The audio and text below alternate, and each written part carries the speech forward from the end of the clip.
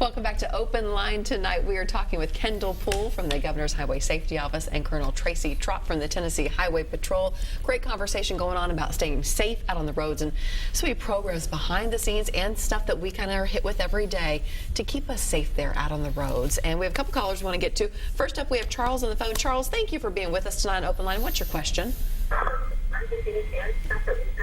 All right, Charles, turn down that TV and just talking to your phone. You'll be able to hear us that way. Go ahead. Yes, ma'am. Yeah.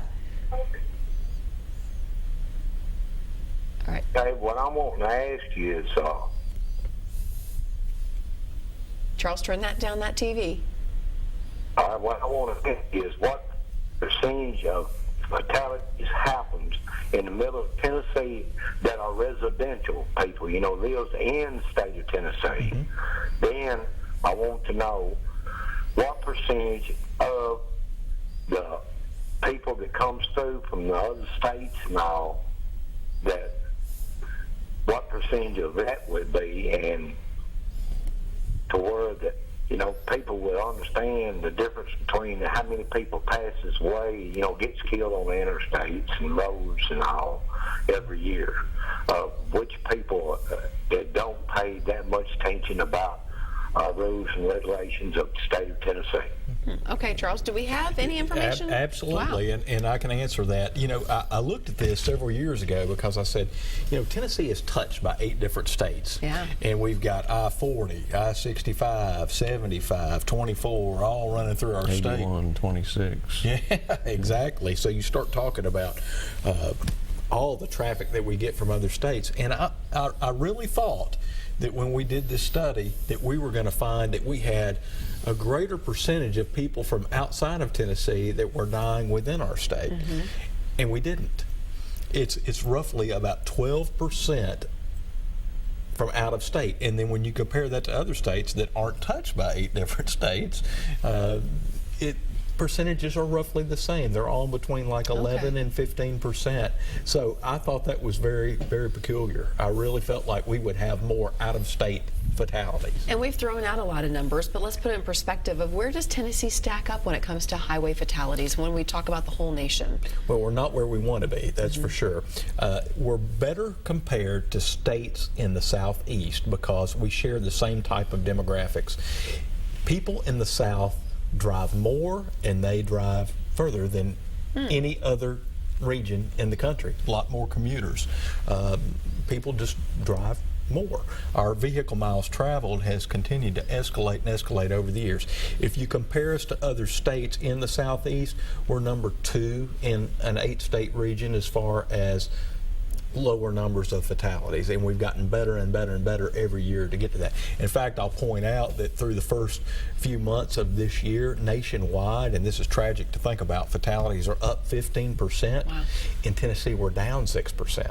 So we know we're heading in the right direction based on the numbers from the last few years, but we still got some work to do. The personal car is a very valued item in Tennessee. Everybody wants one, sometimes 2 or 3 of them. We don't have any mass transit of any to speak of, and so people drive to work every day, drive to school, and all their unobligated time they're using their vehicle. So our road miles are very high. We rate in the national, we're above the national average in our fatality rate as far as the National Highway Safety Transportation Administration measures us. They do fatalities per 100 million miles traveled, right? And in Tennessee, we're at about 1.40. The national average is about 1.10. So we're above the national average, but we've made great improvements from where we were just a few years ago. And like I said before, we're having 250 some odd people less killed every year in the 4 years that Governor Haslam has been in office than the 46 years preceding that. And you know what's kind of crazy is those 250 people probably don't know that their lives have been saved in some sort of way, and it's just one of those hidden blessings. Yeah, the hard part about the business that Kendall and I are in is that we're trying to convince people that work on these things every day that what they're doing is important and makes a difference. Because some of our our daily routines have become just that. They Sure. become very routine, very monotonous. You're writing tickets, you're working crashes, you're arresting people, you're doing educational programs, providing grant money to people. Some of those activities can be very routine, but you never know when it you makes a do difference. something that makes a difference. You never know when the drunk driver that you take off the road would have gone down the road and killed 3 people. You never know when the person you write a seatbelt ticket would have had a crash and been killed not wearing their seatbelt. We've had several cases where we documented things like that. We had a case in Murfreesboro a couple of years ago where a sergeant out there wrote a seatbelt ticket on a morning to a young lady that had a child in the car. That afternoon he went to a vehicle crash where the vehicle had rolled over several times, and it was the same young lady. And she told him that she would have been killed in the crash because she would not have been wearing her seatbelt if she hadn't received that citation earlier that day. So we have stories like that we know we've That's done powerful. some good. That's wonderful. Let's go to Tony on the line. I think he's on line 2. Let's see. Tony, are you with me? Is this Tony? Oh, hang on. Okay, hang on. Sorry, wrong line. Tony. Hi, Tony, there. Go ahead. A two-pronged question, Okay. and I'm hoping I get the direct answers, and I hope it's not negative, but it's going to impact my answer. What happened was my son was working for one of these companies delivering products, beer and whatnot, and he's of age, legal. He was in an accident, and the police turned the accident paperwork in, and but the state decided that went along with this other company, the other vehicle, that they couldn't get a hold of his company and the insurance company, so they retaliated on him. The state suspended his license for no apparent reason. He had the license and insurance of that company truck. They should have suspended my son's license. Now he got to get an SR-22, and he's already got insurance on his car. He's got to go take another test at his expense. And this is derogatory. So I don't know whether to pursue this legally or not to my own attorney. Another question is, my other son has waited and just now got a letter almost over a year about some kind of made-up theory that he got a ticket and didn't respond to it, which he did because I paid it. So now the state is saying he's got to go and take a test again. He's got to pay a fine. He's got to get reinstated. Now I think this is a rip-off, and I know both those young boys of mine, they are gospel singers, and they're on the road all the time. They don't drink. They don't do no drugging. But I make sure that they got their background clean and they take care of business. They don't break the law. And I'm very angry and upset about this. Well, Tony, I can tell you're passionate. Let me see if any of the fellas have some words of advice here. What should happen? The suspension notices on not paying a citation come from the court itself. They don't come from the Tennessee Highway Patrol or the law enforcement agency. If the fine is not paid in the jurisdiction that the citation was wrote in, that notice comes to the Department of Safety and the Driver's License Division from the court.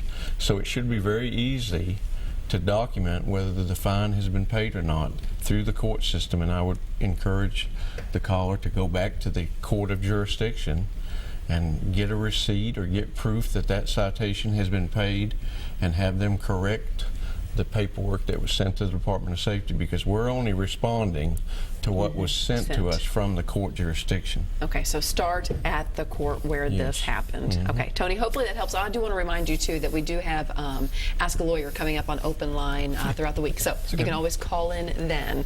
I have Hiram, I believe, on the line as well. Hiram, is this, are you there? Yes, I am. Okay. Thank you. You're welcome. Go ahead with your question. Okay, I have a question. I was wanting to know, since the new construction is going on the interstates, is the speed limit still the same? And also in the state of Tennessee, on all the interstates, is the speed limit the same on each interstate? And I'll hang up and listen. Thank you for taking my call. Okay, thanks, Hiram. That's a good question. You know, we spend a lot of time talking about what we call work zone safety, and obviously, the speed limits are drastically reduced Yes. in work zones.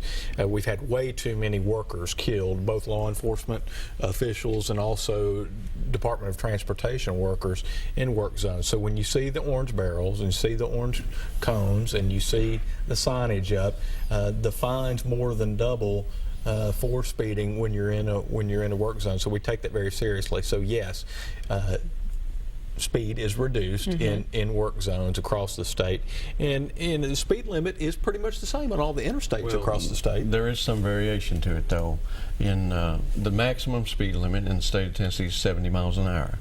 So that is the highest speed you will see, and that is reserved usually for rural interstate driving. As you come into metropolitan areas like Nashville or Knoxville or Chattanooga or Memphis, wherever, that speed is going to reduce, and it will probably go down to 55 miles an hour at some point during that trip through the metropolitan area. Now, in East Tennessee, there was a law passed several years ago where they lowered the interstate speed up there to 65 miles an hour based on the emissions around the Great Smoky Mountains. Okay. So that they chose to lower the speed limit to 65 miles an hour to lower those emissions around that mountain area and tourist area. We had a caller earlier on the line that didn't stick around, but was going to ask about some states have different speed limits for truckers, for the semis. Any impact from that, from the studies you've seen? Well, we do know this. We do know that we have more than our fair share of crashes that take place due to trucks, pickup trucks. And we're down actually just a little bit this year, but we've been continuing to do better and working with Federal Motor Carrier. Colonel Trott and the Highway Patrol have a great commercial vehicle inspection program that they do. I don't know if there's anything else you want to add to the... Yeah, I mean, a lot of states reduce the speed limit for trucks in certain areas, especially around the more populated areas. And it's really very simple. You know, the stopping distance for a large commercial vehicle is much longer than a passenger vehicle. So we want to reduce those speeds because they just can't stop as quick. And we worked some terrible crashes involving commercial vehicles.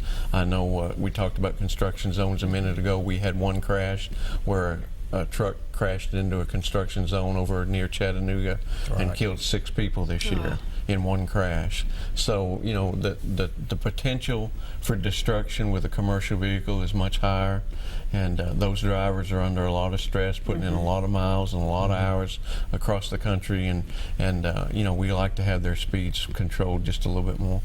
All right, good information. A lot of people think that because the trucks are so large that they are responsible for more crashes than they are, and actually they only occupy about 12% of our total fatal crashes in the state. Now again, that's 12% too many, but probably a little less than people would think. Yes, absolutely. All right, we're going to take a quick break. We appreciate you being here with us on Open Line. Stay with us. We'll be right back.